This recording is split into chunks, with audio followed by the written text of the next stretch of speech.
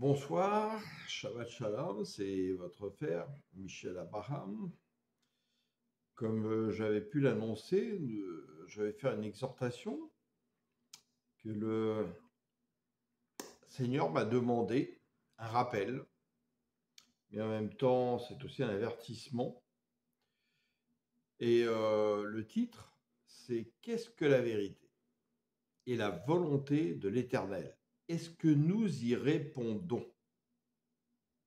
Il y aura un deuxième enseignement qui viendra un peu plus tard sur est-ce que nous connaissons, est-ce que nous avons le discernement pour reconnaître la voie tortueuse du serpent, l'esprit de l'erreur, l'esprit de l'antéchrist, comme Jésus a pu la reconnaître en haut du temple, quand il vient dire « il est écrit », est-ce que nous sommes capables de dire aussi « il est aussi écrit ». Est-ce que nous savons faire la différence entre « vous avez entendu dire » et « moi je vous dis que ». Ça fera l'objet d'un deuxième enseignement, mais qui est totalement en rapport avec ce sujet. Parce que tant que nous n'avons pas appris à discerner correctement le mensonge, ou les demi-vérités qui sont des demi-mensonges, mais qui sont du mensonge parce qu'elles ne sont pas toute la vérité, où on vient tordre les paroles, les sortir du contexte, etc., pour dire un peu ce qu'on veut, eh bien, nous sommes dans un véritable danger. Parce que nous pouvons être conduits vers la mort spirituelle sans nous en rendre compte, vers ces vierges folles endormies, etc., etc.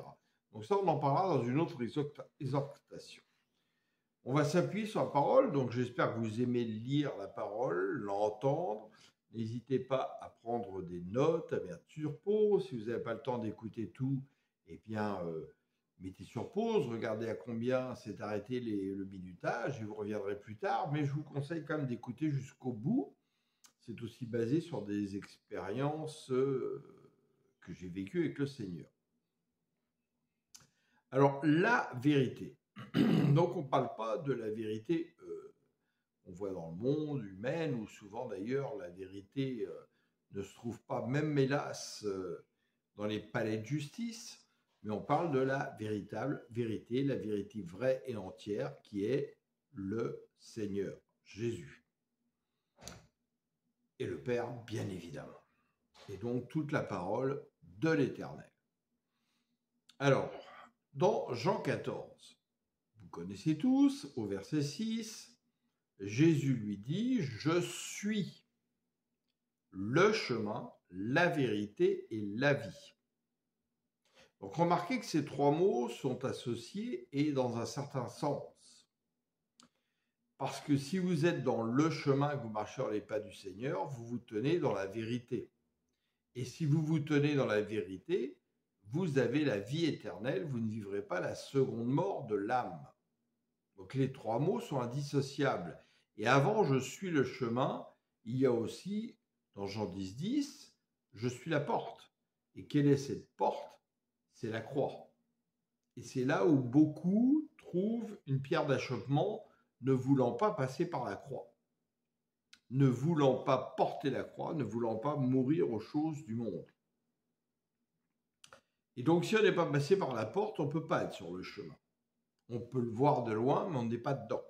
Donc ça, c'est une chose qu'il faudrait méditer avec l'aide du Saint-Esprit. Donc, nul ne vient au Père que par moi, dit Jésus. Si vous me connaissiez, oui, si vous me connaissiez, et il est en train de parler à ses apôtres, vous connaîtriez aussi mon Père. Et dès maintenant, vous le connaissez et vous l'avez vu, parce que vous avez vu Jésus qui est semblable au Père. Ils sont un et un. Comme le croyant par la foi devient à l'image de la ressemblance du Fils de l'homme Jésus et qu'il devient un avec le Père et le Fils, ce qui est dit dans Jean 17. Alors Jean 17, justement, verset 14. « Je leur ai donné ta parole et le monde les a pris en haine parce qu'ils ne lui appartiennent pas comme moi-même je ne lui appartiens pas. Je ne te demande pas, écoutez bien, de les retirer du monde, mais de les préserver du diable. Ils n'appartiennent pas au monde, comme moi-même je ne lui appartiens pas. Consacre-les par la vérité. Ta parole est la vérité. Comme tu m'as envoyé dans le monde. Donc le Père a envoyé Jésus dans le monde pour témoigner de la vérité, nous allons le voir après. Moi aussi, je les y envoie. Donc le Seigneur a envoyé ses apôtres, et après, tous ceux qui, par la parole des apôtres, auront cru dans le Fils de Dieu, ils sont envoyés également. Et je me consacre moi-même à toi pour eux, pour qu'ils soient à leur tour consacrés à toi par la vérité. Écoutez bien au verset 20. Ce n'est pas seulement pour eux que je te prie, donc pour les apôtres qui ont connu Christ pendant 3 ans. C'est aussi pour ceux qui croiront en moi grâce à leur témoignage. Je te demande qu'ils soient tous un. Comme toi, Père, tu es en moi, et comme moi, je suis en toi, qu'ils soient un en nous, pour que le monde croie que c'est toi qui m'as envoyé. Donc là-dedans, vous voyez bien qu'en fait, ce qui est très important et qui manque à beaucoup de croyants aujourd'hui, c'est qu'ils ne connaissent pas leur véritable identité. C'est-à-dire, ce n'est plus moi qui vis, c'est Christ qui vit en moi à partir du moment où vous avez fait le choix de porter votre croix, d'aller à la croix, renoncer aux choses du monde et être baptisé dans l'eau, donc rené d'en haut par l'Esprit, une semence incorruptible. Vous devenez le reflet du Christ par le Saint-Esprit qui habite en vous. Et vous n'êtes plus à supplier Dieu pour faire des choses, puisqu'il a tout accompli en Christ, mais vous prenez autorité pour parler et vous ordonnez. Jésus, quand il a parlé pour ressusciter Lazare, il n'a pas commencé une prière d'une demi-heure en demandant au Père, nanana, non. Il a dit, Père, je sais que tu m'exauces toujours, afin qu'il croie, et il a dit, sors. Un mot. 2, 1, 2. Sors. Ça dépend des versions. Quand il a fait marcher les paralytiques, il a dit, lève-toi et marche. Et en fait, c'est les mêmes paroles qui doivent être capables de sortir de nous aujourd'hui avec autorité par celui qui demeure en nous et qui agit. C'est pas des « Oh Père, s'il te plaît, au nom de Jésus, pourrais-tu faire remarcher ce paralytique ?» Non, c'est pas ça que le Seigneur attend de nous. Ça veut dire que quand on prie comme ça, on ne connaît pas. On ne connaît pas notre identité. Nous n'exerçons pas notre autorité en Christ. Nous ne les laissons pas agir par le Saint-Esprit qui est en nous. Qu'a dit Pierre, je te donne ce que j'ai. C'était quoi qu'il avait? Il avait reçu toute la puissance du Saint-Esprit en lui qui a ressuscité Christ et qui témoigne de Christ et qui prend tout ce qui est à Christ pour nous le donner. C'est dans la parole, c'est pas moi qui l'invente. Jean 8, verset 31. Alors Jésus dit aux Juifs qui avaient mis leur foi en lui, « Si vous vous attachez à la parole que je vous ai annoncée, vous êtes vraiment mes disciples, parce que le Seigneur a besoin de disciples. Pas des croyants endormis sur des bancs d'église qui ne produisent rien. Vous connaîtrez la vérité, et la vérité fera de vous des hommes libres. » Nous, lui répondirent-ils, nous sommes de la postérité d'Abraham, nous n'avons jamais été esclaves de personne. Comment peux-tu dire vous serez des hommes libres? Donc c'est les pharisiens, des religieux qui répondent. Vraiment, je vous l'assure, leur répondit Jésus. Dans d'autres traductions, c'est en vérité, mais ça veut dire la même chose que vraiment. Tout homme qui commet le péché est esclave du péché. Or, un esclave ne fait pas partie de la famille. Un fils, lui, en fait partie et pour toujours. puisqu'il nous a donné le pouvoir par la foi de devenir fils de l'Éternel. Jean 1. Si, donc, c'est le Fils qui vous donne la liberté, alors vous serez vraiment des hommes libres. Je sais que vous êtes les descendants d'Abraham, pourtant, vous cherchez à me faire mourir, parce que ma parole ne trouve aucun accès dans votre cœur. Combien malheureusement de croyants aujourd'hui nous voyons que la parole ne trouve aucun accès dans leur cœur. Ça se voit par leur attitude, leur manque de faim, leur manque de soif, le fait qu'ils se comportent comme des bébés spirituels, le fait qu'ils idolâtrent des pasteurs, des évangélistes, des prophètes, des archevêques, des ministères, des papes et j'en passe et des meilleurs.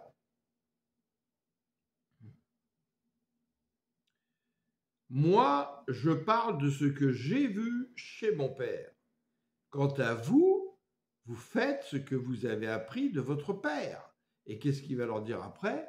Votre père, c'est le diable. Vous faites ses œuvres. Il a été menteur et meurtrier depuis le début. Il ne se tient pas dans la vérité. Parce que vous cherchez votre propre gloire et être acclamé par les hommes. Je suis désolé, c'est devant nos yeux dans la plupart des églises aujourd'hui. Ouvrons les yeux. Ouvrons les yeux. Parce que croyez bien que tout ce qui s'est passé se repasse parce que l'homme est oublieux et que le corps des hommes a bien du mal à changer et bien du mal à choisir entre Dieu et le monde. Le cœur double, le cœur partagé, c'est toute l'histoire des hommes et des alliances dans la Bible, du début jusqu'à la fin. Jean 18, 37, Pilate lui dit « Tu es donc roi ?» Jésus répondit « Tu le dis, je suis roi. Je suis né et je suis venu dans le monde pour rendre témoignage à la vérité.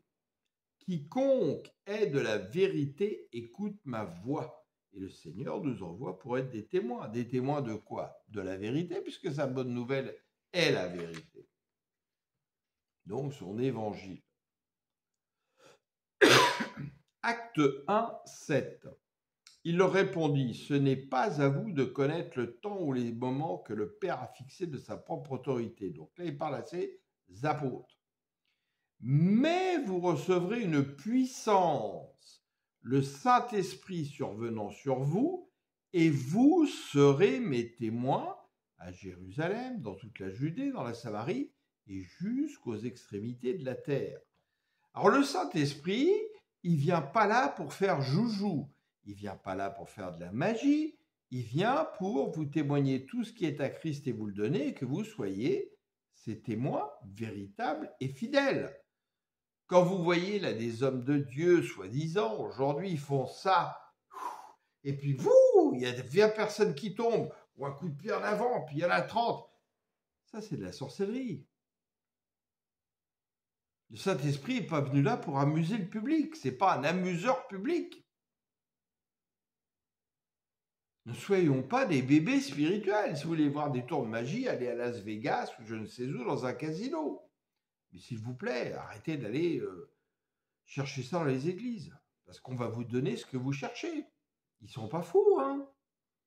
Ceux qui créent les églises pour remplir leur ventre.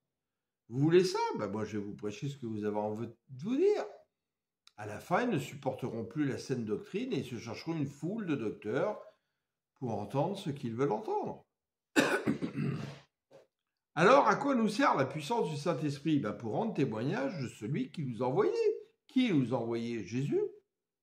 Comme son Père a envoyé Jésus, Jésus nous a envoyés. C'est dans Jean 17, on vient de le lire. Jean 17, c'est un trésor. Il faudrait le lire chaque semaine pour que ça se grave dans votre cœur. 2 Corinthiens 13, verset 8. Car nous n'avons pas de puissance contre la vérité, nous n'en avons que pour la vérité. Nous nous réjouissons lorsque nous sommes faibles, tandis que vous êtes forts. Donc là, c'est un docteur, Paul, qui parle à ceux qui enseignent. Parce que sa vraie motivation, c'est de faire en face de ceux qui l'écoutent des hommes faits dans le Christ pour qu'ils deviennent de véritables disciples et des témoins fidèles et qu'ils portent du fruit. Il est dans les douleurs de l'enfantement. Mais malheureusement aujourd'hui, la majorité des pasteurs évangéliques, docteurs, ce que vous voulez, ne sont pas dans les douleurs de l'enfantement et ils ne viennent pas pour bâtir des disciples. Ils viennent remplir des églises en espérant qu'elles restent remplies et pour ça, il faut faire attention aux paroles qu'on dit. Les gens vont partir, ils n'ont pas envie d'entendre ça, ils n'ont pas envie de voir Jésus venir avec le fouet. Mais vous n'avez pas à vous préoccuper si les hommes ont envie d'entendre ce que vous avez à dire. Vous devez juste vous préoccuper si Dieu est heureux de ce que vous dites. Est-ce que vous servez le Père? Est-ce que vous servez le Fils par les paroles qui sortent de votre bouche? Est-ce que vous répondez à la vérité et à la volonté du Seigneur? C'est ça que vous devez vous poser comme question. Et vous, si vous écoutez dans une église, est-ce que la personne qui vous parle en face, elle est en train de faire cela, c'est-à-dire de vous préparer à être des enfants solides dans la foi, au bout de 3 ans d'être capables, comme les apôtres, d'aller partir dans le monde, guérir des malades, chasser des démons, ressusciter des morts, faire des disciples, leur apprendre à obéir, etc., etc. Si ce n'est pas le cas, il y a un problème, je suis désolé. S'il n'y a pas de transformation en vous, il y a un problème. Ce qu'on vous prêche, ce n'est pas l'évangile. L'évangile, il transforme. Et ce que nous demandons dans nos prières, c'est votre perfectionnement. Que vous progressiez dans votre connaissance de Christ et dans l'accomplissement de ce que Christ attend de vous. Verset 10, c'est pourquoi j'écris ces choses étant absent, afin que présent, je n'ai pas à user de rigueur selon l'autorité que le Seigneur m'a donnée pour l'édification et non pour la destruction. Je vous rappelle que édifier, ça veut dire quoi? Prendre quelque chose depuis le sod, donc il faut que la base soit solide, le rocher de l'Éternel, Christ, et l'édifier vers le haut. C'est pourquoi le Seigneur met à côté de vous parfois des tuteurs, comme on a dit l'autre jour, et non pas des pères spirituels. Un tuteur pour que la plante pousse droit, et puis quand elle est assez solide, que ses racines sont bien fondées sur le Christ, le tuteur peut s'en aller, et l'arbre continue son chemin avec l'aide du Saint-Esprit alimenté par les eaux vives. Ce qu'a fait Jésus avec ses apôtres. Nous sommes à l'image de Jésus, selon la volonté du Père, nous devons faire ce que Jésus a fait. Le disciple imite celui qui l'a rendu disciple, le maître. Jean 1, 46, Nathanaël lui dit, donc il parle à un autre apôtre, et quand Jésus arrive justement, Jésus entend, peut-il venir de Nazareth quelque chose de bon? Philippe lui répondit, viens et vois. Jésus, voyant venir à lui Nathanaël, dit de lui, voici vraiment un Israélite dans lequel il n'y a point de fraude. Donc s'il n'y a point de fraude, c'est qu'il y a la vérité. D'où me connais-tu? Lui dit Nathanaël. Jésus lui répondit, avant que Philippe t'appelât, quand tu étais sous le figuier, donc justement il parlait au Seigneur, je t'ai vu. Nathanaël répondit, lui dit, Rabbi, donc maître, tu es le Fils de Dieu, tu es le roi d'Israël. Quelle déclaration de foi! Jésus lui répondit, parce que je t'ai dit que je t'ai vu sous le figuier, tu crois? Tu verras de plus grandes choses que celles-ci.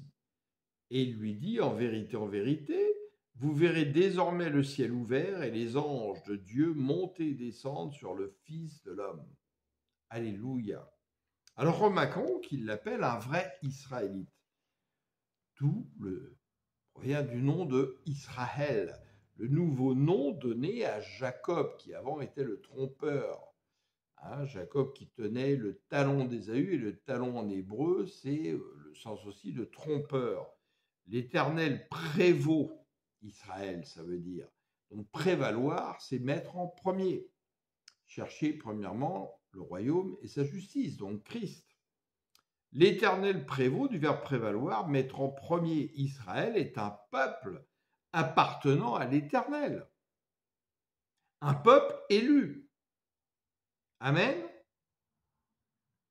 Il n'est pas une nation, il est un peuple, propriété de l'Éternel, parmi les nations. Un peuple circoncis dans le cœur, par la foi. Un vrai Israélite, aujourd'hui, c'est quelqu'un qui est circoncis dans le cœur par sa foi en Christ. C'est pas un Hébreu, c'est pas quelqu'un circoncis à la chair, c'est pas quelqu'un qui est né à Israël. L'État de 1948, fondé par la famille Rothschild, avec son sceau qu'elle a mis sur le drapeau, l'étoile dit de David, mais qui n'est pas de David. David n'a jamais connu cette étoile. C'est une étoile qui est arrivée sous les femmes sataniques de Salomon, que Salomon a chuté. Donc, ça n'a rien à voir. Ayons un peu d'intelligence, renseignons-nous, etc. Il y a un mensonge qui est arrivé par des rabbins de la synagogue de Satan en Europe, à peu près aux alentours du 15e, 16e siècle. Alors, la volonté de l'Éternel, qui est en rapport avec la vérité, bien évidemment, c'est que tu vives, que tu agisses avec droiture, justice, loyauté, générosité, que tu sois tourné vers ceux qui souffrent, la veuve, l'orphelin et tous ceux qui souffrent, ceux qui sont dans le besoin, et qu'en tout, tu mettes l'Éternel en premier, donc que Dieu prévale dans ton cœur et dans tes pensées. C'est ça la volonté de Dieu. Mais aussi que, par le témoignage de ceux qui l'envoient, tous puissent se repentir et venir au salut. Ce pourquoi il use de patience.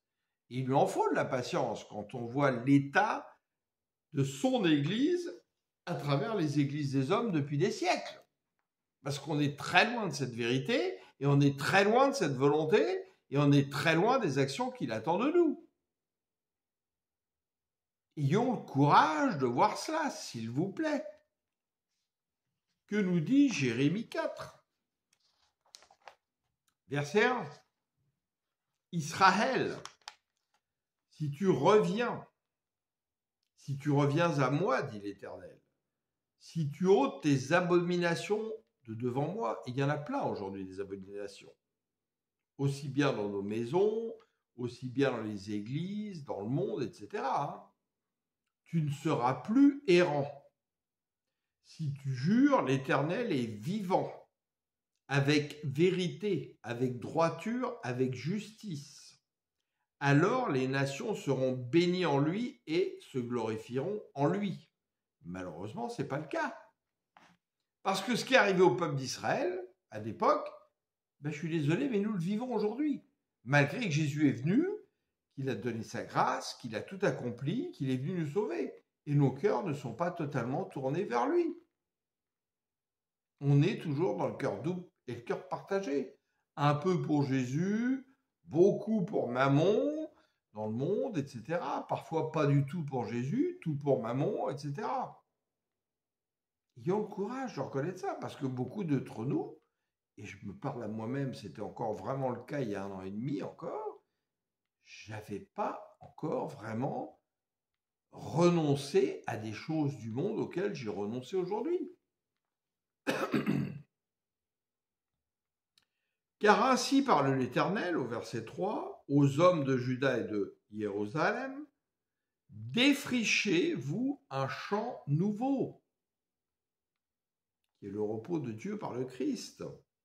Et ne semez pas parmi les épines, la parabole du semeur, ça vous dit quelque chose? Là où la parole est tombée dans les épines, elle est étouffée par le souci et l'aspect trompeur des richesses du monde, donc un cœur double. Circoncisez-vous pour l'Éternel, circoncisez vos cœurs. Vous voyez, c'est pas moi qui le dis, c'est la parole. Hommes de Juda et habitants de Jérusalem, de peur que ma colère n'éclate comme un feu, le Seigneur m'a dit lui-même qu'il réprime sa colère quand il voit tout ce qui se passe aujourd'hui, mais qu'elle va être prompte à s'enflammer parce que nous ne faisons que peu d'efforts. et ne s'enflamme sans qu'on puisse l'éteindre à cause de la méchanceté de vos actions. Ça devrait nous emmener vers la crainte de l'Éternel quand on lit tout ça, hein, et à faire des choix. Annoncez en Juda, publiez à Jérusalem et dites sonnez de la trompette dans le pays. Donc, avertissez. Mais aujourd'hui, on ne veut pas entendre les avertissements de l'Église. Ah non, non, non, ça vide les églises. Tais-toi, tais-toi, sors de là, t'as un démon.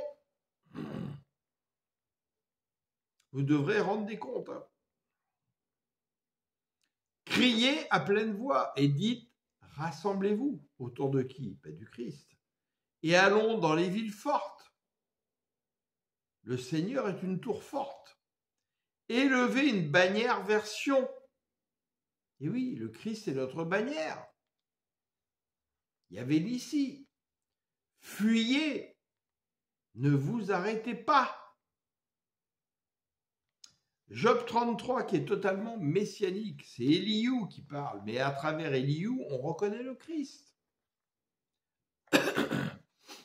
Maintenant donc, Job, écoute mes discours, prête l'oreille à toutes mes paroles. Voici, j'ouvre la bouche, ma langue se remue dans mon palais. C'est avec droiture de cœur que je vais parler. Écoutez bien chaque mot. C'est la vérité pure qu'exprimeront mes lèvres. L'Esprit de Dieu m'a créé et le souffle du Tout-Puissant m'anime. Si tu le peux, réponds-moi, défends ta cause, tiens-toi prêt. Devant Dieu, je suis ton semblable, j'ai été comme toi formé de la boue. Ainsi mes terreurs ne te troubleront pas et mon poids ne saurait t'accabler. Mais tu as dit à mes oreilles, j'ai entendu le son de tes paroles. Je suis pur, je suis sans péché, je suis net, il n'y a point en moi d'iniquité. Et Dieu trouve contre moi des motifs de haine, il me traite comme son ennemi. Il met mes pieds dans les ceps, il surveille tous mes mouvements. Je te répondrai qu'en cela tu n'as pas raison, car Dieu est plus grand que l'homme. Veux-tu donc disputer avec lui parce qu'il ne rend aucun compte de ses actes? Dieu parle cependant tantôt d'une manière et tantôt d'une autre. Et ça, j'espère que vous l'avez compris, car chaque jour, le Seigneur vient vous parler. Et l'on n'y prend point garde, et c'est bien tout le problème. Il parle par des songes, par des visions nocturnes, des choses que vous allez vivre aussi dans le monde séculier, ça je vous le dis. Quand les hommes sont livrés à un profond sommeil, quand ils sont endormis sur leur couche, alors il leur donne des avertissements. Vous voyez, des avertissements pour pas qu'ils chutent, c'est ça l'amour de Dieu. Et si vous n'avez pas l'amour de Dieu, l'amour que les âmes ne se perdent pas, et que vous avez peur d'avertir les gens, que vous soyez enseignant ou dans vos églises, il y a un problème. Vous ne faites pas l'œuvre de Dieu. Et met le sceau à ses instructions, afin de détourner l'homme du mal et de le préserver de l'orgueil, afin de garantir son âme de la fausse et sa vie des coups de glaive. Par la douleur aussi, l'homme est repris sur sa couche. Quand une lutte continue vient d'agiter ses os, alors il prend en dégoût le pain, même les aliments les plus exquis. Sa chair se consume et disparaît, ses os qu'on ne voyait pas sont mis à nu. Son âme s'approche de la fosse et sa vie des messagers de la mort. Mais s'il se trouve pour lui un ange intercesseur, un d'entre les 1000 qui annonce à l'homme la voie qu'il doit suivre, Dieu a compassion de lui et dit à l'ange, délivre-le afin qu'il ne descende pas dans la fosse. J'ai trouvé une rançon. Ça vous dit quelque chose? Bien, cette rançon, c'est le Christ qui l'a payée à la croix. Mais c'est totalement messianique et annonciateur. Christ a payé la rançon de tous nos péchés et toutes nos fautes. Il est venu nous racheter à notre ravisseur qui était Satan et ses démons. Et sa chair a plus de fraîcheur qu'au premier âge, donc parce que Jésus est celui qui vivifie. Il revient toujours de sa jeunesse, Ésaïe 40, je vous laisse méditer. Il adresse à Dieu sa prière et Dieu lui est propice. Lui laisse voir sa face avec joie et lui rend son innocence. Il chante devant les hommes et dit « J'ai péché, j'ai violé la justice et je n'ai pas été puni comme je le méritais. Dieu a délivré mon âme pour qu'elle n'entrât pas dans la fosse et ma vie s'épanouit à la lumière. » Parce que Christ est la lumière. 2 Corinthiens 4, méditez. Voilà tout ce que Dieu fait 2 fois, 3 fois avec l'homme pour ramener son âme de la fosse, pour l'éclairer de la lumière des vivants. Alléluia! Oh Seigneur, tu es si merveilleux. Et au travers de nous, qu'il a envoyé pour être ses témoins fidèles, sa lumière, son sel. Que lit-on? Matthieu 28, 18. Alors Jésus s'approcha d'eux et leur parla ainsi. J'ai reçu tout pouvoir dans le ciel et sur la terre, donc par son Père. Allez donc dans le monde entier, faites des disciples parmi tous les peuples, baptisez-les au nom du Père, du Fils et du Saint-Esprit, et apprenez-leur à obéir à tout ce que je vous ai prescrit. Et voici, je suis moi-même avec vous chaque jour jusqu'à la fin du monde par son Saint-Esprit. Mais vous voyez qu'il a dit où? Allez dans le monde entier, faites des disciples, baptisez, guérissez, chassez, ressuscitez. Il n'a pas dit allez vous engouffrer dans des bâtiments de pierre, alors qu'Acte 17 dit le contraire, et en disant restez assis sur votre petit banc bien sagement, toute votre vie, ne produisez aucun fruit, et puis tout va bien aller.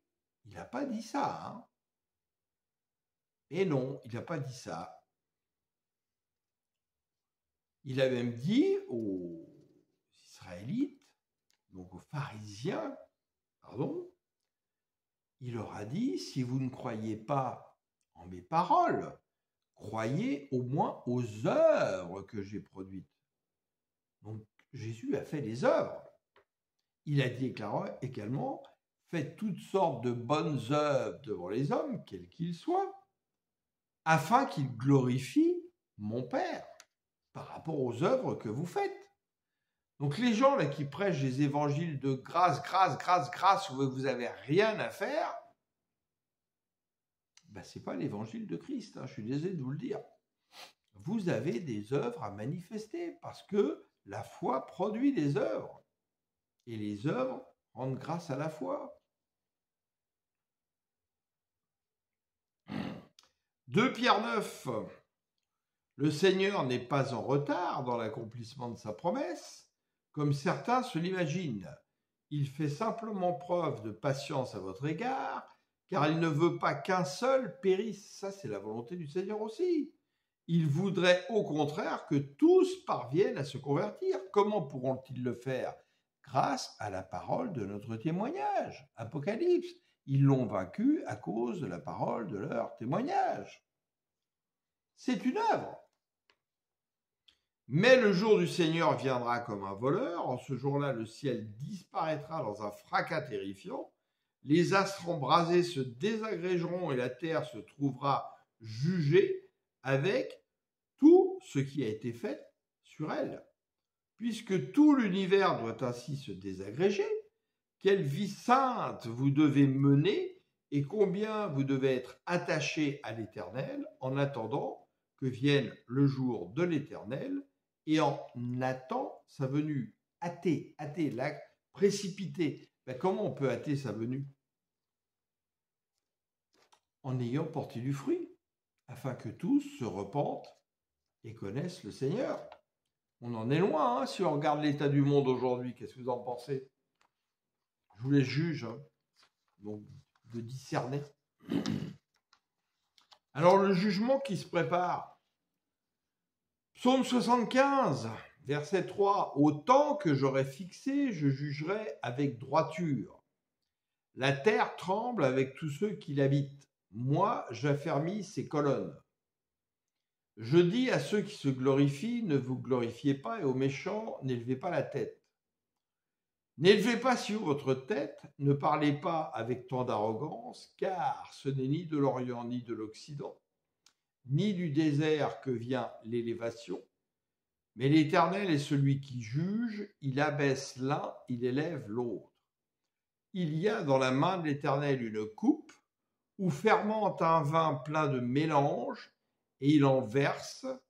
Tous les méchants de la terre s'usent, boivent jusqu'à la lie, la coupe de la colère de Dieu qu'il faudra boire pour ceux qui n'auront pas fait la volonté de Dieu et n'auront pas cru en la vérité.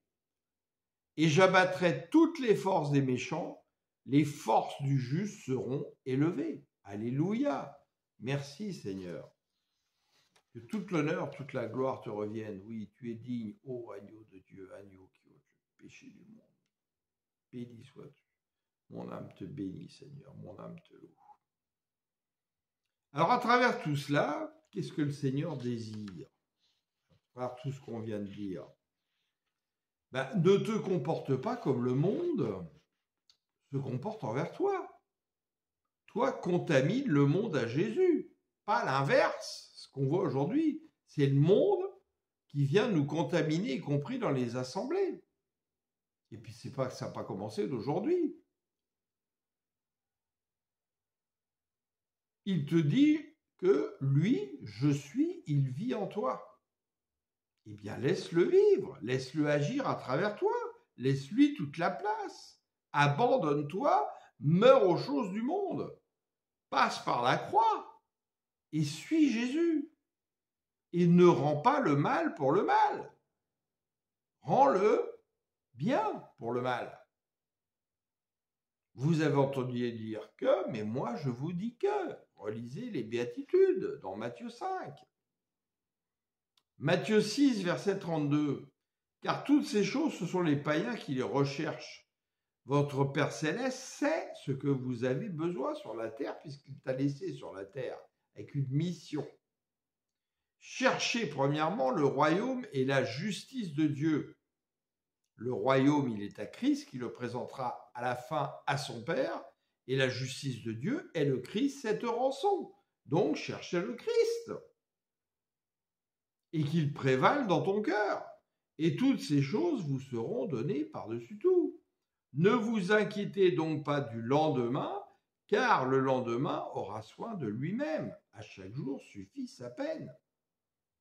Mais Satan peut te donner toutes ces choses aussi. Sauf que ça va être chaud bouillant le jour du jugement. Et puis qu'en plus, il y a des chances qu'il te le reprenne même avant ça, lui.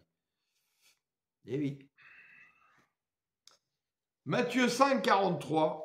Vous avez appris qu'il a été dit, tu aimeras ton prochain et tu haïras ton ennemi. Eh bien moi, je vous dis, aimez vos ennemis et priez pour ceux qui vous persécutent. C'est pas facile, mais il faut apprendre à le faire. Ainsi, vous vous comporterez vraiment comme des enfants de votre Père céleste, car lui, il fait luire son soleil sur les méchants aussi bien que sur les bons. Il accorde sa pluie à ceux qui sont justes comme aux injustes. Si vous aimez seulement ceux qui vous aiment, allez-vous prétendre à une récompense? Or, Christ a dit quoi? Persévérez jusqu'au bout pour ne pas perdre votre récompense. Les collecteurs d'impôts eux-mêmes n'en font-ils pas autant? Si vous ne saluez que vos frères, que faites-vous d'extraordinaire? Les païens n'agissent-ils pas de la même façon? Votre Père céleste est parfait. Soyez donc parfaits comme lui. Parce que Jésus, pareil, est à l'image du Père et il nous a appelés à devenir à son image. Il nous appelle à être parfaits comme lui. C'est pas facile, mais tendons à essayer de le faire au moins. Et pour le faire, il faut avoir été bien enseigné, bien connaître la vérité, bien connaître la volonté de Dieu et ne pas mettre ses oreilles n'importe où. Luc 9, 22. Il ajouta, il faut que le Fils de l'homme souffre beaucoup et soit rejeté par les responsables du peuple, donc les religieux. Et le Seigneur m'a dit en 2022 que ceux qui vont nous livrer aux païens seront des gens qui sont dans les églises parce qu'ils n'ont pas l'amour de la vérité. C'est ce qu'il dit dans 2 Thessaloniciens également. Parce qu'ils n'ont pas eu l'amour de la vérité qui les aurait sauvés, Dieu leur envoie un esprit d'égarement pour qu'ils croient au mensonge. On est en plein dedans. Hein. Et les chefs des prêtres et les spécialistes de la loi, il doit être mis à mort et ressuscité le 3e jour. Verset 23, puis s'adressant à tous, il dit, si quelqu'un veut me suivre, qu'il renonce à lui-même, donc dans sa vie, dans le monde, aux choses du monde, et qu'il se charge chaque jour de sa croix, et qu'il me suive. Nous devons marcher dans les pas du Christ. Tout ce qu'il a vécu pendant son ministère, eh bien, on va le vivre. Et on l'a déjà vécu, et on le vivra. En effet, celui qui est préoccupé de sauver sa vie la perdra.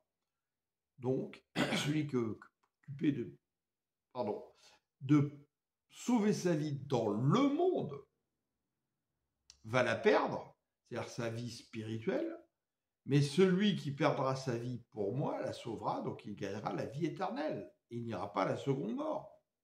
Si un homme parvient à posséder le monde entier, à quoi cela lui sert-il s'il se perd ou se détruit lui-même? Ça, on va en parler dans la 2e exhortation après toutes ces choses-là. Et c'est du vécu, des choses que j'ai vues, que j'ai entendues, que j'ai touchées. Si quelqu'un a honte de moi et de mes paroles, le Fils de l'homme à son tour aura honte de lui quand il viendra dans sa gloire, dans celle du Père et des saints anges. Je vous l'assure, quelques-uns de ceux qui sont ici présents ne mourront pas avant d'avoir vu le règne de Dieu. Oui, parce que quand Christ a été élevé, nous avons vu sa gloire et le règne de l'Éternel avec Christ assis sur le trône. Alors maintenant, observons qu'est-ce qui se passe dans le monde depuis particulièrement la fin du 3e, 4e siècle, le concile de Nicée, qui a donné naissance justement à l'Église catholique romaine un peu plus tard, et puis à bien d'autres choses derrière, où l'ivraie avait déjà commencé à pousser depuis la Pentecôte contemporaine des apôtres et ce qu'on appelle le début des temps de la fin. Matthieu 13, 24, il leur proposa une autre parabole. Il en est du royaume des cieux comme d'un homme, donc Jésus le Christ, qui avait semé du bon grain dans son champ, ses apôtres et ceux qui devinrent de fidèles disciples, remplis du Saint-Esprit. Pendant que tout le monde dormait, il dit bien ne dormez pas, ne sommeillez pas, veillez, priez, restez bouillants pour le Seigneur. Son ennemi, donc Satan, sema une mauvaise herbe, l'esprit antéchrist, l'esprit de rébellion, l'esprit de la religion, le pouvoir des hommes sur d'autres hommes par la religion, la volonté de faire des esclaves de la religion et non des disciples, libres dans les chaînes de la pensée du Seigneur, portant du fruit et manifestant Jésus sur la terre. C'est-à-dire que nous soyons le sel de la terre et la lumière du monde. Amener de nouveau à l'idolâtrie, à des faux dieux, à des doctrines de démons, à l'adoration des hommes, à l'adoration des ministères. Voilà ce que l'ennemi a fait à travers toute cette ivraie. Et c'est devant nos yeux, ou alors c'est qu'on est aveugle. Puis il s'en alla. Quand le blé eut poussé et produit des épis, donc des témoins et des disciples fidèles, on vit aussi paraître la mauvaise herbe, celle dont le cœur n'appartient encore pas à Dieu, ceux qui ne sont pas encore passés par la porte de la croix, qui voient le chemin de loin mais qui ne sont pas encore dans le chemin. Et puis d'autres ont fait carrément le choix de Satan. Maître, n'est-ce pas du bon grain que tu as semé dans ton champ ? D'où vient donc cette mauvaise herbe ?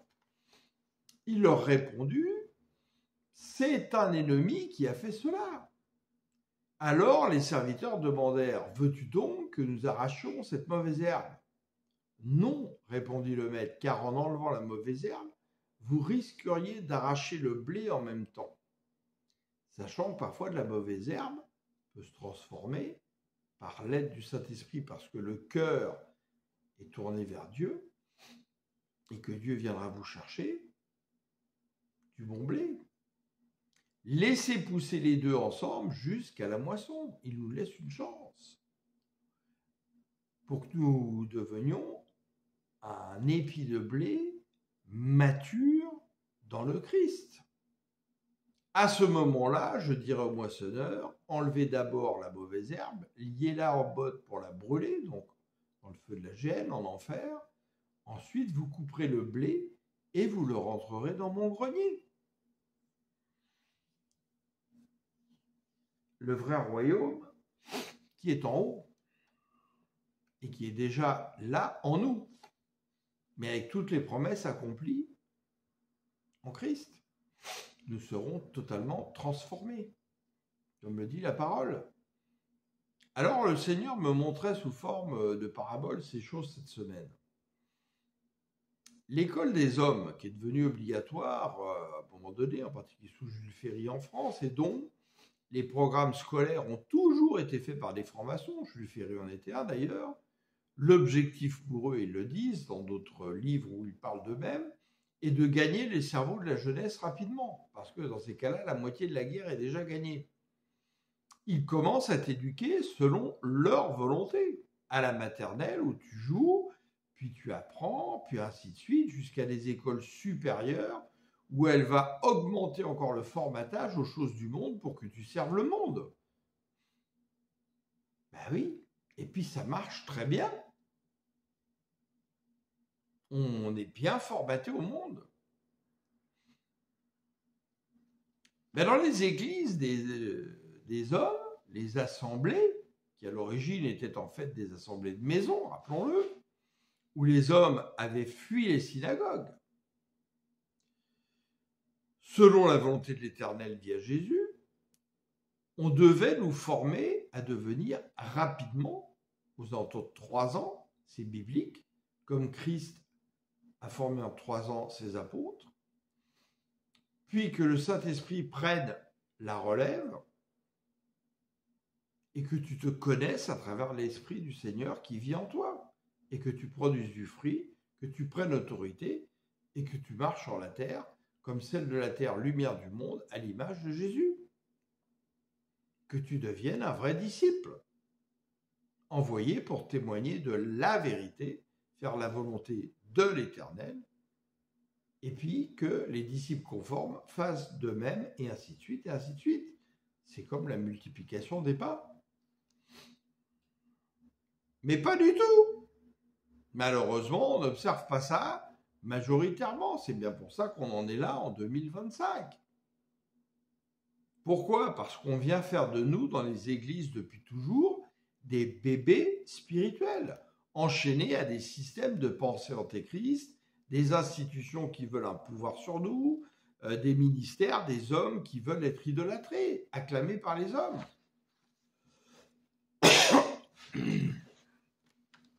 C'est pas la volonté de Dieu. Vous le savez très bien.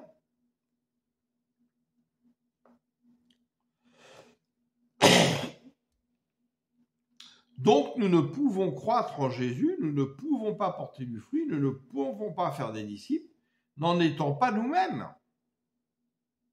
Le sel perd sa saveur. Qu'est-ce que dit le Seigneur ? Il est bon à fouler aux pieds. Et la lumière du monde s'éteint.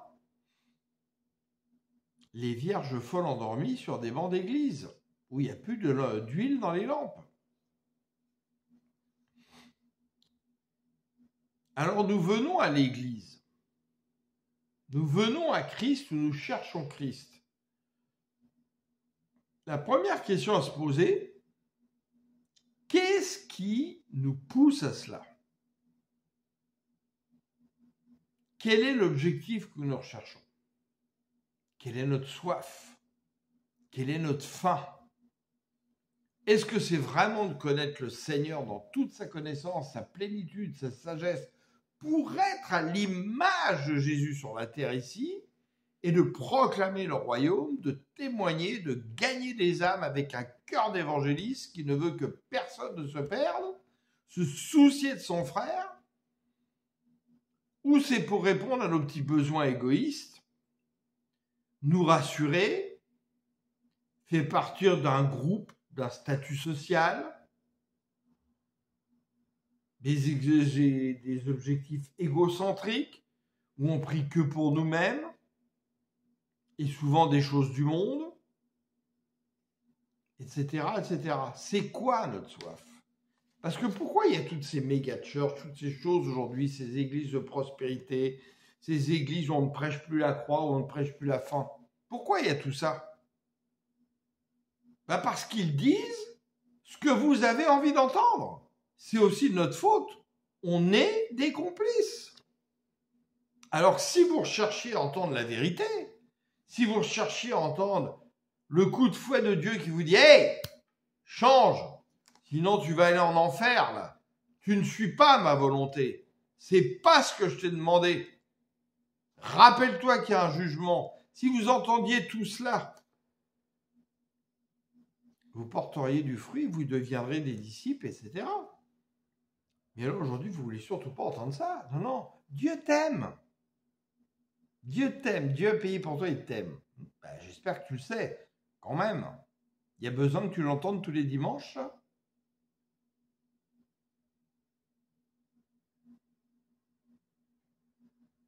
Ce qu'on a besoin d'entendre aujourd'hui, c'est des avertissements, comme sous Jérémie, alors que le peuple était en plein égarement. Et Dieu suscite des prophètes à travers des docteurs, des prophètes, des enseignants. Mais vous ne voulez pas les recevoir. Et les pasteurs ne veulent pas leur donner la parole, parce qu'ils ont peur qu'ils vident leurs églises. Alléluia s'ils vident leurs églises. On va nettoyer un peu la saleté au balai dans les églises.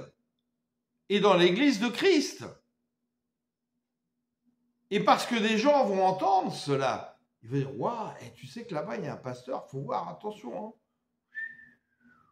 Il ne va pas avec le dos de la cuillère. Hein. Comme Jésus n'est pas venu en parlant avec le dos de la cuillère. » Et ça va les intriguer parce qu'ils vont voir des gens être transformés. Mais t'as vu le gars qui est dans son église, là? C'est pas le gars là qui volait les voitures il y a un an, là? Et l'autre, là, tu sais, celui qui se droguait, là, qui se piquait et tout. Regarde-le, là.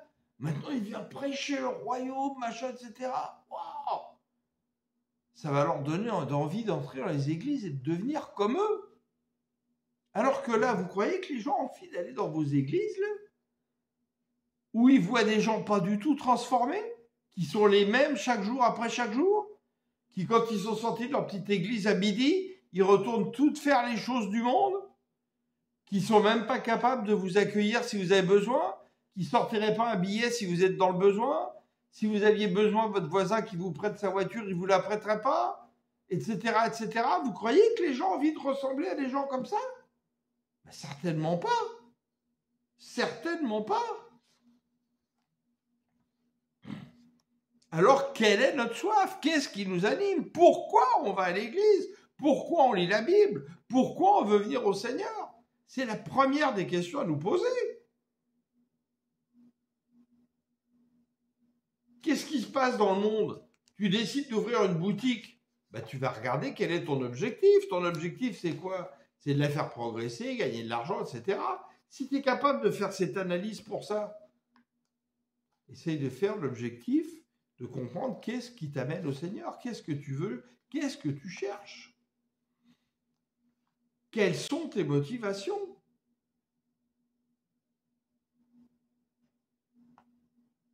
Alors le Maître, Jésus, il est parti, il est toujours là avec nous par l'Esprit, mais il est parti vers le Père. On sait qu'il va revenir pour le jugement.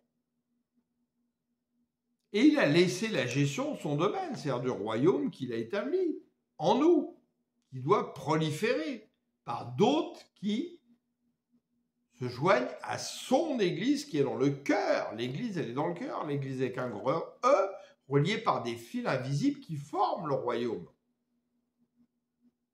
Et il l'a confié à des intendants. Ces intendants, c'est quoi?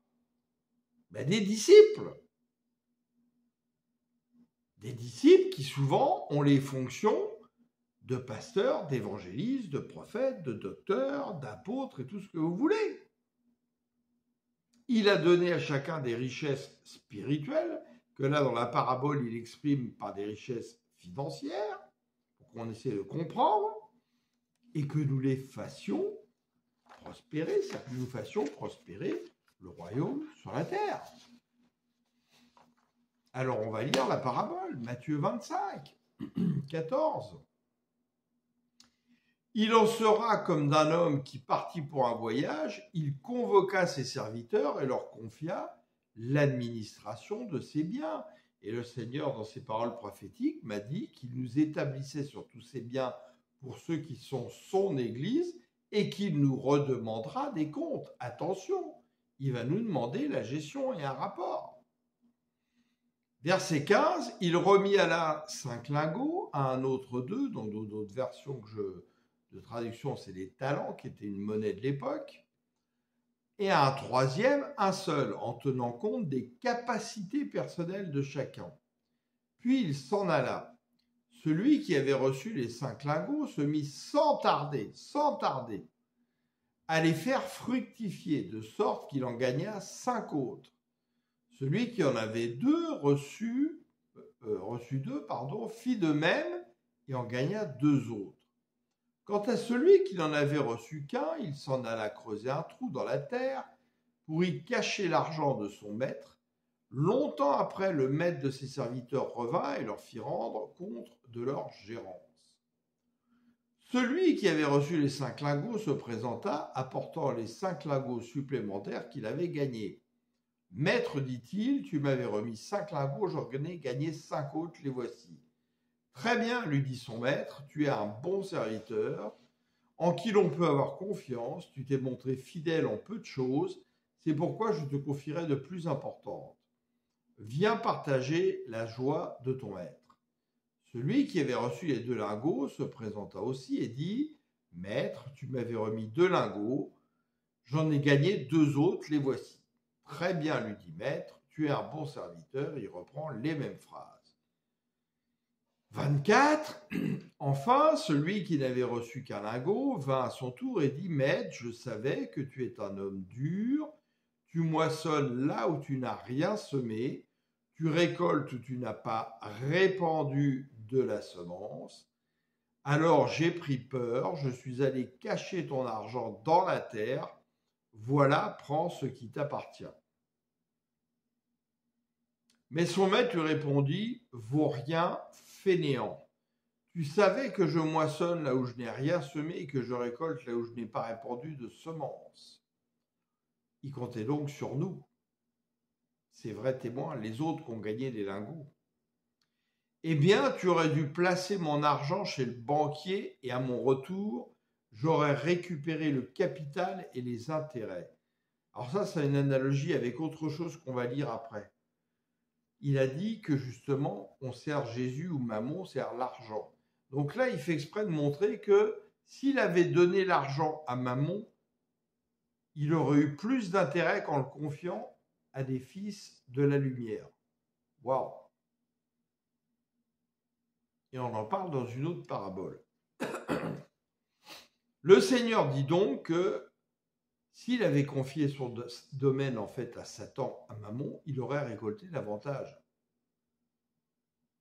Et on le voit bien comment le Dieu de ce monde fait plus son œuvre que l'Église à travers nous. C'est grave, hein. Moi ça m'inquiéterait à votre place. Hein. Luc 16, verset 1. Jésus dit aussi à ses disciples, un homme riche avait un économe. Donc un économe, c'est celui pareil qui prend soin du domaine. Et qui lui fut dénoncé comme dissipant ses biens. C'est-à-dire qu'il ne prend pas soin de la parole, là. C'est une parabole, hein, qui ne prend pas soin de ce qu'il a reçu du Seigneur. Il l'appela, lui dit, qu'est-ce que j'entends dire de toi ? Rends compte de ton administration, car tu ne pourras plus administrer mes biens. L'économe dit en lui-même, que ferai-je puisque mon maître m'ôte l'administration de ses biens ? Travailler la terre ? Non, je ne peux pas le faire. Mendier, non, j'en aurais honte. Je sais ce que je ferai pour qu'il y ait des gens qui me reçoivent dans leur maison quand je serai destitué de mon emploi.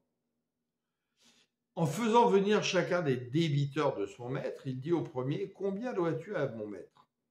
« 100 mesures d'huile, répondit-il. Et il lui dit, « Prends ton billet, assis-toi vite et écris 50. » Comme ça, lui, il va en gagner 50 qu'il va mettre dans sa poche. Ça vous dit quelque chose par rapport à certaines églises de prospérité?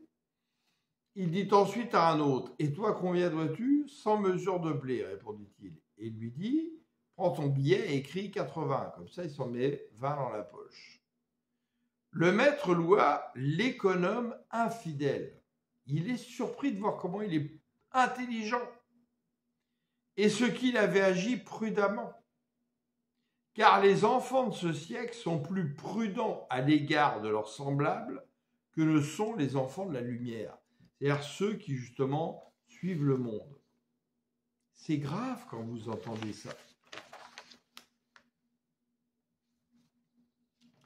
Et moi, je vous dis, faites-vous des amis avec des richesses injustes pour qu'ils vous reçoivent dans les tabernacles éternels quand elles viendront à vous manquer. Celui qui est fidèle dans les moindres choses l'est aussi dans les grandes, et celui qui est injuste dans les moindres choses l'est aussi dans les grandes.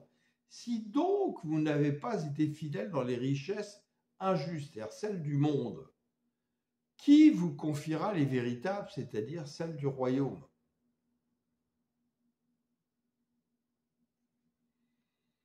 Et le Seigneur me disait en 2023, justement, que ce que le monde me donne, je peux le prendre, mais je dois le sanctifier au nom de Jésus et m'en servir pour glorifier le nom de Jésus. Donc faire prospérer le royaume.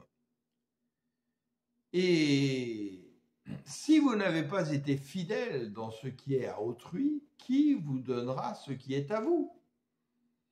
Donc si par exemple dans le monde séculier, tu n'es pas fidèle avec ton patron, que tu essaies de voler ton patron, arnaquer ton patron, crois-tu que le Seigneur va te confier des choses qui appartiennent à son royaume? Crois-tu qu'il va te donner l'héritage co-héritier, héritier de Christ? Il y a intérêt à avoir une sacrée repentance si tu l'as fait.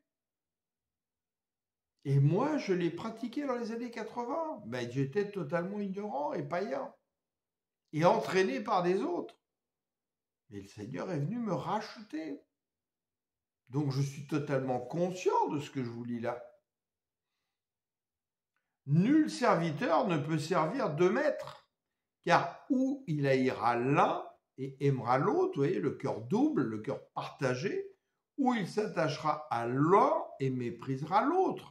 Vous ne pouvez servir Dieu et Mammon, donc l'argent, qui devient votre maître et non une semence, un outil. Qu'on lui retire donc le lingot et qu'on le donne, là on revient à la parabole des talents, qu'on le donne à celui qui en a déjà 10, car à celui qui a, on donnera encore, et il en sera dans l'abondance. Mais à celui qui n'a pas, on ôtera même ce qu'il a. Quant à ce vaurien, jetez-les dans les ténèbres. Donc là, on parle de quoi? On parle de l'abondance du Saint-Esprit en vous. Si vous êtes fidèle dans la parole du témoignage, dans ce que vous faites pour témoigner de la parole de Christ, plus votre faim et soif de Christ sera là, plus vous ferez ce que le Seigneur a demandé, plus il vous remplira de Saint-Esprit, plus il vous donnera le Saint-Esprit en abondance. Mais si vous êtes un croyant endormi sur les bancs, n'espérez pas trop que le Seigneur vous illumine la parole avec le Saint-Esprit. Il va se dire, ça va servir à quoi? Pour qu'il reste assis là? Non. Alors, juste après ça, qu'est-ce qui intervient dans Matthieu 25? Le jugement des nations. On va parler des œuvres. Verset 31, quand le Fils de l'homme viendra dans sa gloire avec tous ses anges, il prendra place sur son trône glorieux. Tous les peuples de la terre seront rassemblés devant lui, alors il divisera en deux groupes tout comme le berger fait le tri entre les brebis et les boucs. Il placera les brebis à sa droite et les boucs à sa gauche. Après quoi, le roi dira à ceux qui seront à sa droite, donc les brebis, « Venez, vous qui êtes bénis par mon Père, prenez possession du royaume qu'il a préparé pour vous depuis la création du monde, car j'ai souffert de la faim et vous m'avez donné à manger. J'ai eu soif et vous m'avez donné à boire. J'étais un étranger et vous m'avez accueilli chez vous. J'étais nu et vous m'avez donné des vêtements. J'étais malade et vous m'avez soigné. J'étais en prison et vous êtes venu à moi. » Et on peut en rajouter toute une liste. J'avais besoin d'une voiture et tu m'as prêté ta voiture. J'avais besoin d'être hébergé pendant 15 jours et tu m'as hébergé. J'avais besoin que tu me dépannes de ceci et tu m'as dépanné, etc., etc., etc.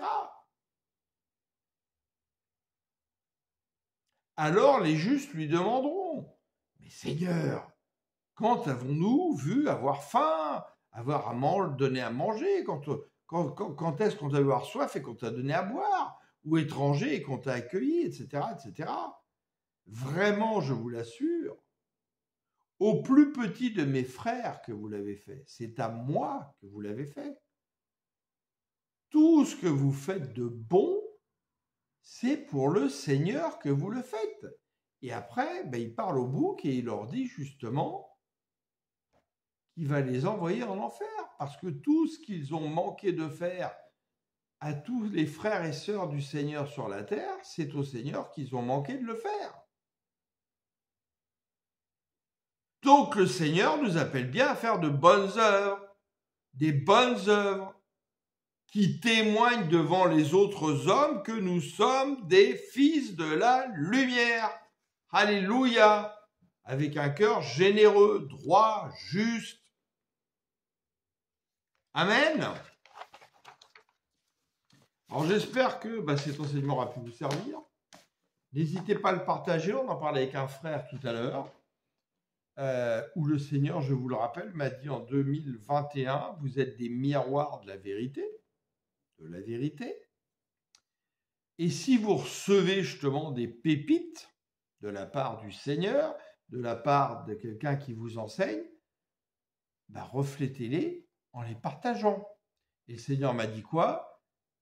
Que si justement nous ne reflétons pas la lumière à travers ces trésors que nous recevons, nous devenons des miroirs cassés. Et nous devenons donc ténèbres puisque nous ne reflétons plus la lumière. Esprit parle à quelqu'un. Merci Seigneur. Donc la deuxième exhortation que je vais faire après, c'est justement d'apprendre à reconnaître réellement les œuvres du mal, connaître les façons dont le mal agit pour pouvoir le discerner, pas tomber dans ses pièges, sortir ses pieds des églises qui vous conduisent à la mort spirituelle, voir si un frère emprunte un mauvais chemin pour le reprendre par amour de votre frère, et apprendre à aimer la vérité et à rejeter le mal. Ésaïe 7,15, où Jésus a dû passer par là. Et j'en parlerai dans cet enseignement que je vais faire, où moi-même j'ai vécu tout cela et où le Seigneur m'a envoyé véritablement et volontairement vers le mensonge, dans des églises de mensonges, pour que je sois tenté pour voir si j'aimais la vérité. Et quand j'ai fait le choix de la vérité, c'est là où il m'a dit, tu m'es consacré. Je te donne la parole de connaissance. Et c'est Dieu qui doit consacrer ses serviteurs, pas des hommes. Combien d'hommes ont été consacrés par des hommes, mais pas par Dieu? Et ça, chacun doit le savoir. Est-ce que le Seigneur, vous l'avez déjà entendu vous parler et vous dire « Mon fils ou ma fille, tu fais l'objet de tout mon amour ». Si ce n'est pas le cas, je vous le souhaite. Alors examinons nos cœurs, demandons au Seigneur, examine mon cœur, reprends-moi, corrige-moi, viens labourer mon cœur. Je veux m'abandonner à toi. Je veux t'aimer de tout mon cœur, de tout mon être. Aide-moi, j'ai du mal. Appelez-le, il viendra. Moi, quand je m'étais perdu dans le monde, alors que je l'avais connu de façon religieuse qui m'a servi de rien, quand je l'ai appelé, j'ai dit, j'en peux plus, Seigneur, je peux plus vivre comme ça. Il est venu, il m'a tendu sa main. Mais il m'a redressé doucement pour pas casser le roseau qui était tordu. Il n'a pas continué d'écraser la mèche qui fumait, au contraire, il l'a rallumée pour qu'elle reprenne vie. Ce qu'il a fait pour moi, il le fait pour vous, il le fera, il l'a fait pour d'autres.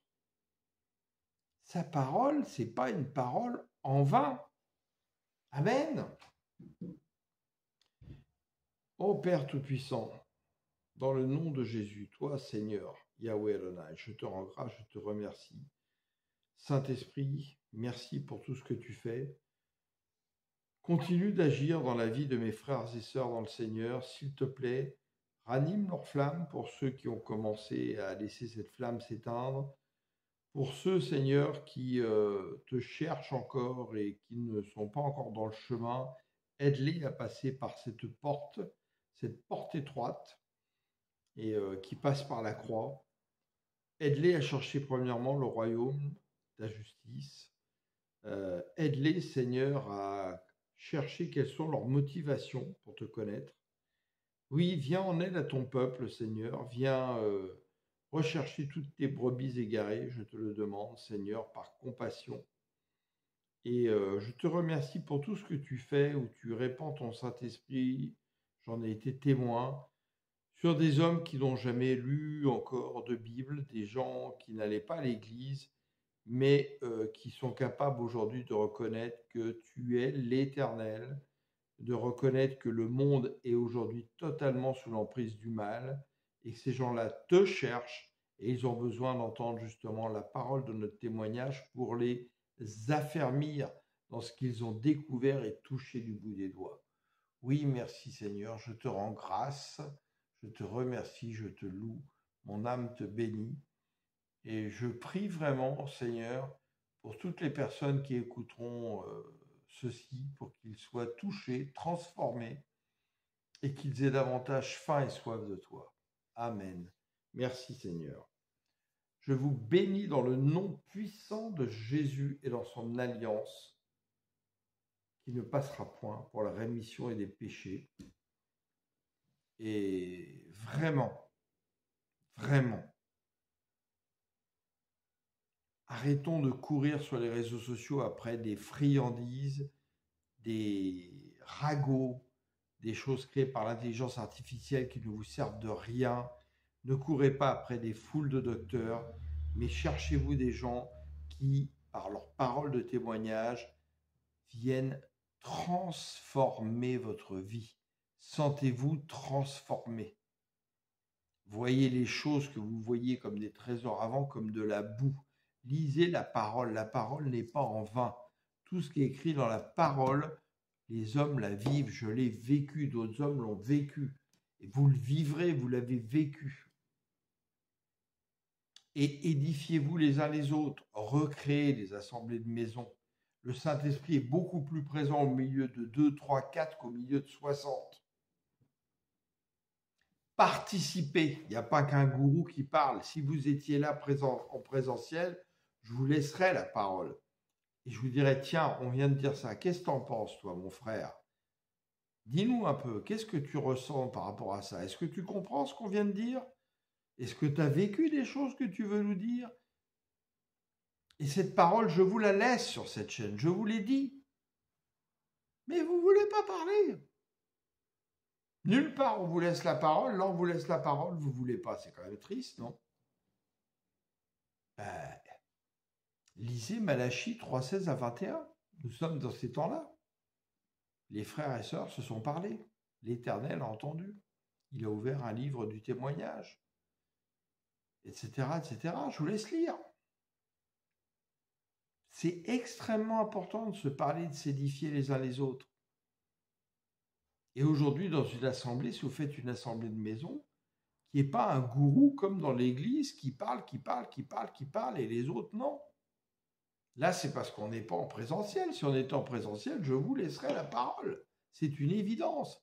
Je vous demanderai même de parler. Je vous demanderai votre avis. On échangerait. Et certains me diraient des choses qui m'édifieraient. Je dirais Alléluia, merci Seigneur. Comme je l'ai fait avec mon frère Édouard cet après-midi, où on s'est édifié l'un l'autre. Comme je l'ai fait avec mon frère Bernard ce matin, où on s'est édifié l'un l'autre, etc., etc. Amen.